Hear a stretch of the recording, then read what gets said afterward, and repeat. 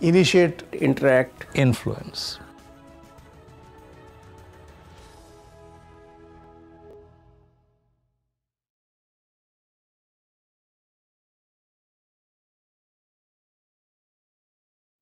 Ladies and gentlemen, this year has seen the jettisoning by this government of two very useless and obsolete doctrines. First doctrine was the doctrine of strategic restraint. Prime Minister Modi consigned it to the dustbins of history. So much so that we have stunned Pakistan, and they will think twice about any misadventure they might want to perpetrate on our territories.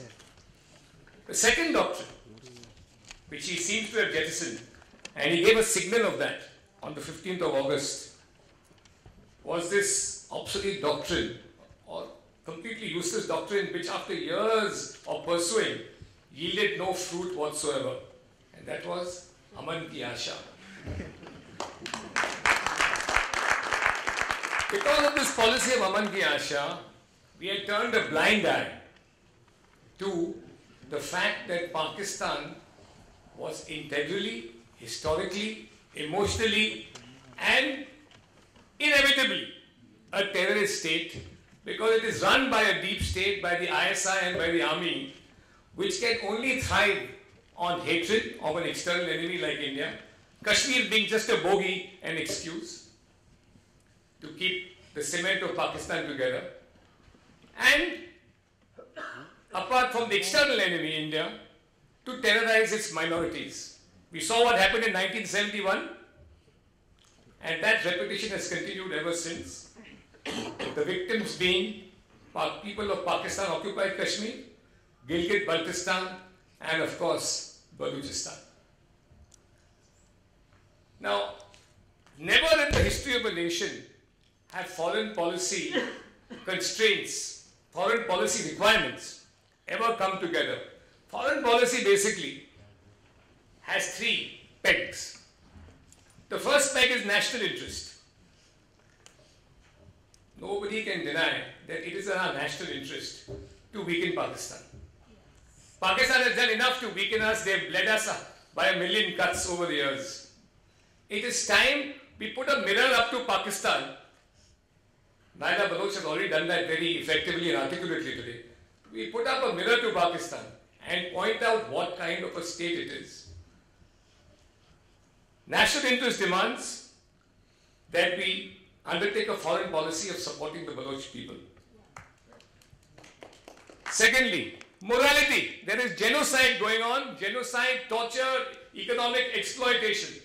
It is estimated that since the early 2000s till the present day, about 2 lakh people have been killed in Balochistan, and 25,000 civilians are missing. Apart from that, there's a policy of pick up and kill. They just pick up individuals, and on one fine day, it is said that they drop them from helicopters into ravines. This is a policy of genocide. They are trying to exterminate the Balochi people. It is not a minor issue. This is not a question of repression of rights. This is a policy of planned genocide. Secondly, there is torture.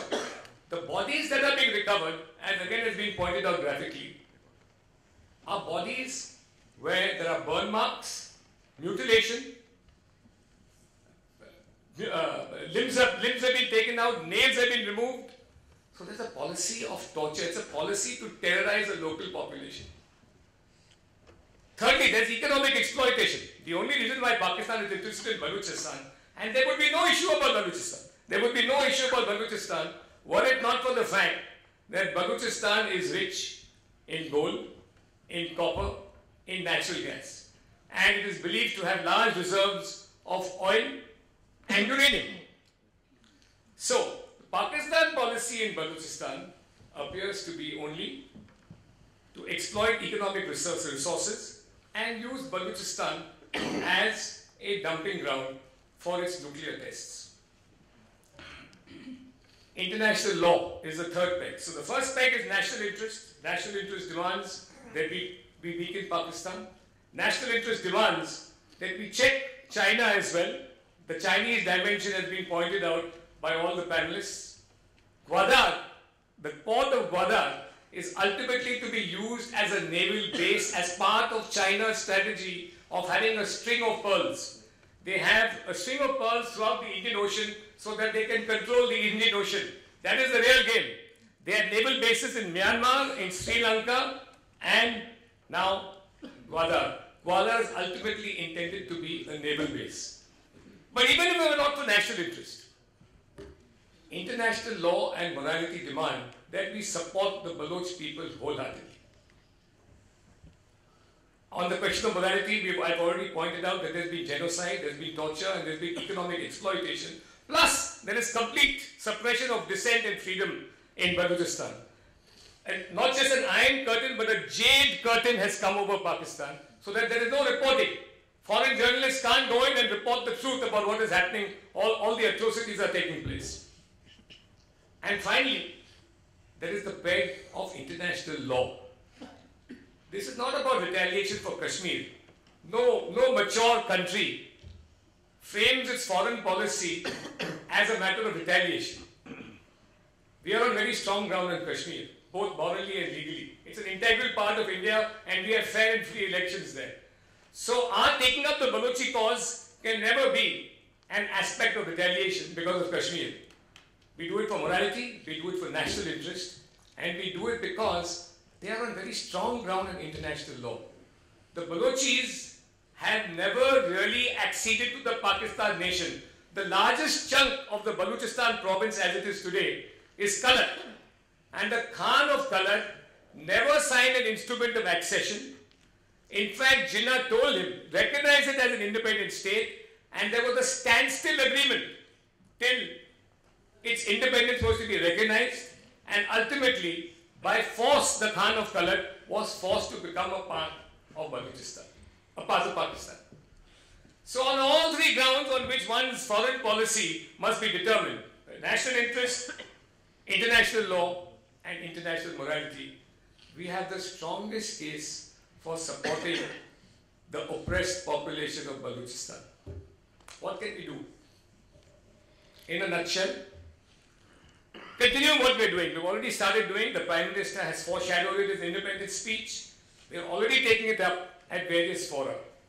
So, we must use the UN and other international fora to keep talking about genocide and torture and economic exploitation against the Balochis. Raise it in every forum and put up a mirror now that the whole world can see what has been happening. The story of Balochistan has never really been told to the whole world. That's why these oppressed people have never found a voice. We must now start giving it high exposure in international fora and using our clout as a growing economic and military power. Secondly, apart from using the international fora, we have to now start taking steps to show intent. There has recently been, ladies and gentlemen must have heard of Brahmdat Bukti, who is now based in Switzerland, who was based in Switzerland. I still think he's still based in Switzerland, who's applied for asylum in this country. His request for political asylum in this country is under consideration by the Ministry of Home Affairs and the Ministry of External Affairs. We must put pressure on this government. I think we don't need to put pressure, but I think the government is already considering it. But we must add our voice so that this government shows its intent for the people of Balochistan by granting that asylum. It is true that Switzerland, where he was staying, has rejected his plea for political asylum. And Switzerland did it on the ground that the Pakistanis claim he's a terrorist. They did not independently verify whether Bukti was a terrorist, but because Pakistan claimed he was a terrorist, the Swiss, known to take the line of neutrality, because they take the line during the Second World War, they were a neutral country. So they take the line of least resistance and they refuse them asylum on the grounds that Pakistan said that he's a terrorist. They didn't do an independent verification process.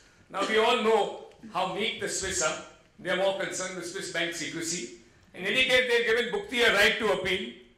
And if you take Pakistan's word about somebody being a terrorist or not a terrorist, you are in big trouble.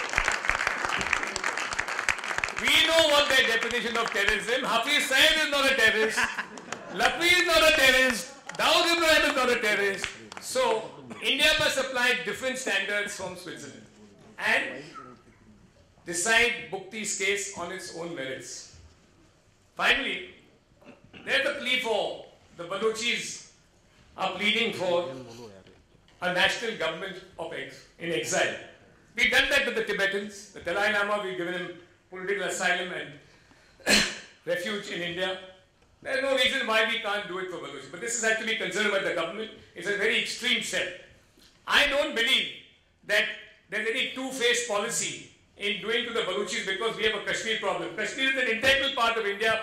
Balochistan is not an integral part of Pakistan. There's a huge difference in law and morality. The Kashmir people, we pour money into Kashmir to keep them happy. We pour money into Kashmir to keep the Kashmiris happy. They have 80% turnout at full and fair elections where international observers are kept. This doesn't happen in Balochistan. There is no dual policy, there is no hypocrisy in saying Kashmir is ours, but Balochistan is not yours. To Naina Baloch I say, we will support you, our solidarity is with you, we feel your pain and we will take every step to remove that pain. Jai Hind.